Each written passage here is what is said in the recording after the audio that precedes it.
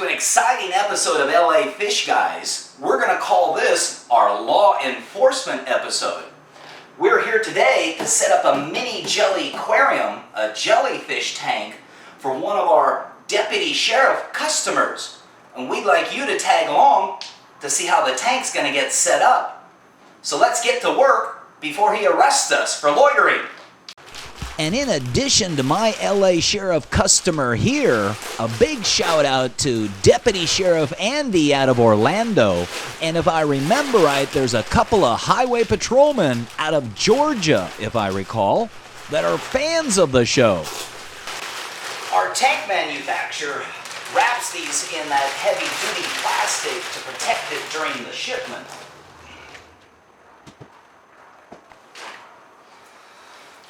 The Mini Jelliquarium is an all-acrylic tank done in that black, shiny, lucite-looking, kind of a Star Trek Next Generation look. Kind of an attractive look within the tank itself. We've got it unwrapped. We have to now do a little bit on the back side to get the plumbing ready to go. Let's take a few minutes and review the operation of the Mini Jelliquarium. Its filter system is built into the backside of the tank. That filter discharges into the return pocket. It's that area that introduces the water into the tank and creates the rotation. Water exits the tank via the egg crate grid, moves across to the exit pocket, spills through the teeth into the filter compartment, which again is built into the backside of the tank. The tank is 12 inches wide. The filter system takes up 4 of those 12 inches. So the jellies have 8 inches on the front side and 4 inches in the back side for filtration. As you see here, the water exits the tank side into the pre-filter section. There are 2 pre-filters with sponges located down at the bottom of each one of those sections. That traps particles. Water rises up to the top and spills across the drip plate and in turn rains down over the plastic bio balls. That water is picked up by a water pump, discharged back up into the return pocket into the front side of the tank.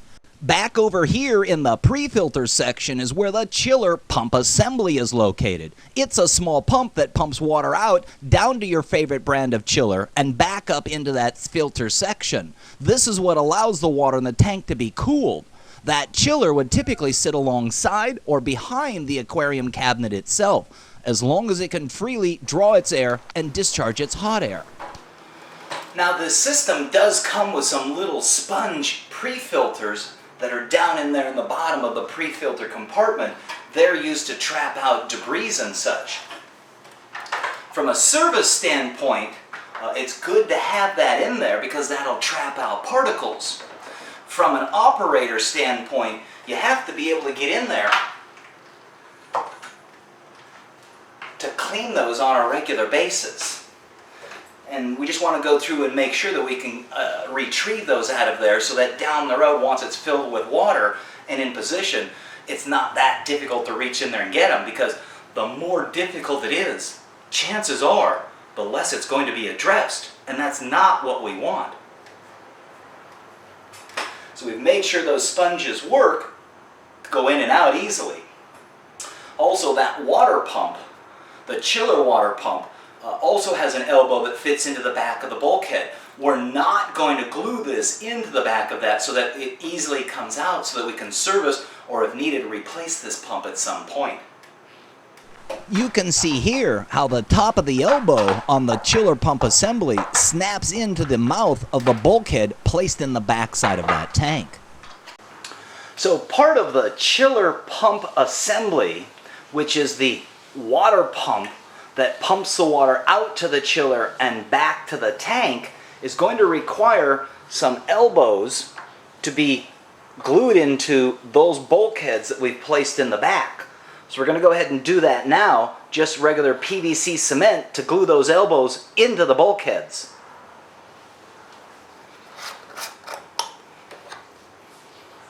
Let's first make sure the bulkheads are tight though.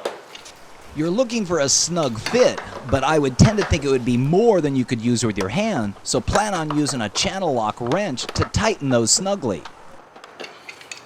Now we can take some PVC cement and glue them in place.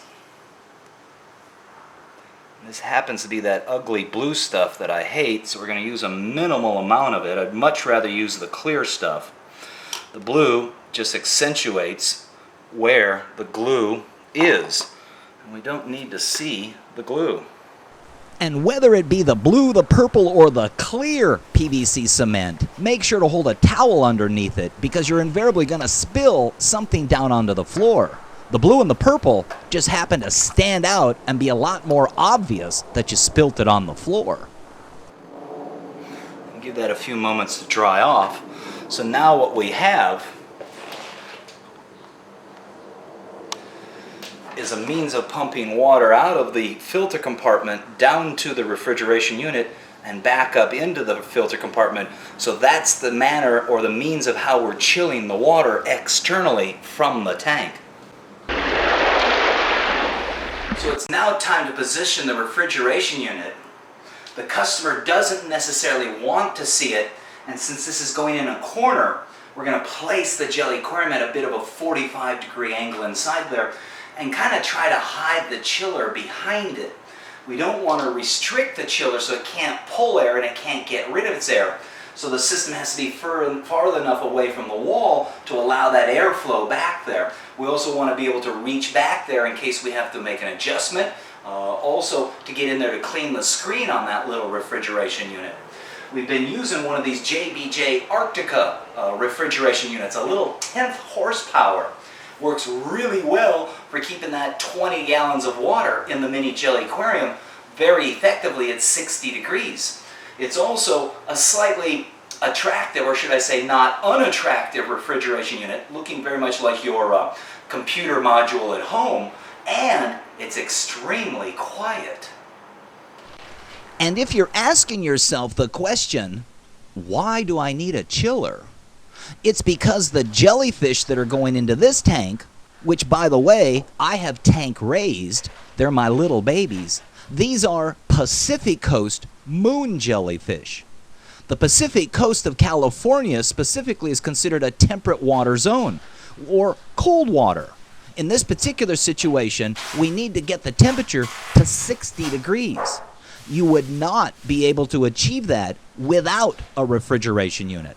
This 1/10 horsepower keeps the 20 gallons in the Mini Jelliquarium consistently at 60 degrees.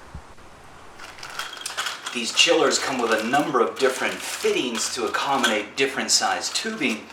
We've selected the 3/4 inch barbed elbows, and the first thing we need to do is take these compression fittings off. Remove these little inserts and take that tapered gasket off both of those. We can discard those inserts. We're now going to slide these as well as those inserts over the ends of that. And as we tighten the compression fitting, that'll force those tapered gaskets to slide down and expand inside their fitting and become a watertight seal.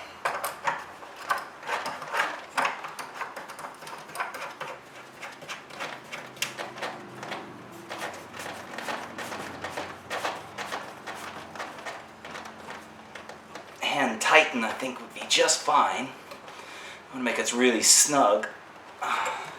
And again, these are compression fittings, so as you tighten them down, they force that tapered gasket into the seat and expand it a little bit. Notice they're marked in and out, and we have to put the hose on here and hook it to the corresponding inlet and outlet on the back of the Mini Jelliquarium. Obviously, the version that has the pump on it will come down to the inlet. The outflow of the chiller will go back up to the return bulkhead or elbow on the back side of the Mini Jelliquarium. So with the chiller elbows securely and snugly in place, we can now position the stand in front of that chiller. We want to be aware of a few things. First of all, is the stand positioned symmetrically and attractively in position, as well as does it hide the chiller? Number 2, we still want to be able to have access back to the chiller so that if we have to do some work on it, we can easily reach in there or adjust the temperature. And thirdly, and most importantly, is there adequate room for the chiller to draw in cool air and discharge its hot air? Because if it can't do either, it's not going to operate very well, and it's certainly not going to keep the temperature at 60 degrees. So position of the chiller as well as the stand are both very important issues that you need to kind of think about a little bit in advance. We're going to go ahead and take some tubing now, 3/4 inch tubing, slip one end of it over the barbed discharge on the chiller,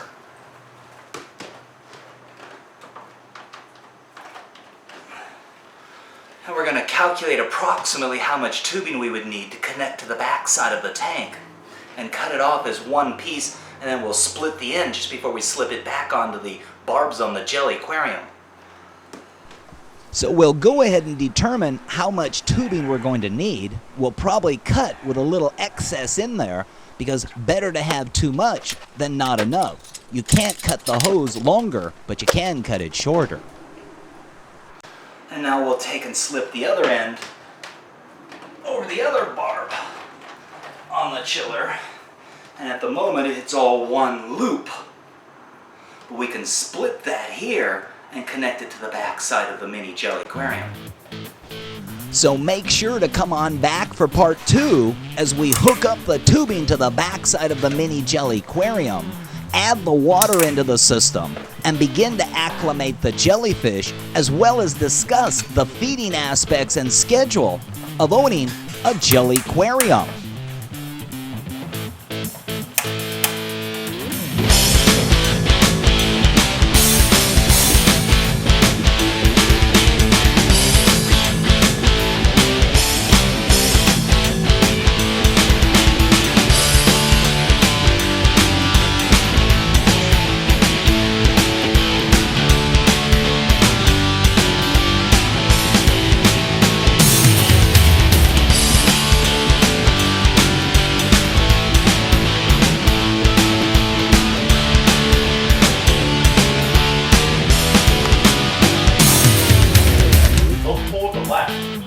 To like the emergency lane and stop.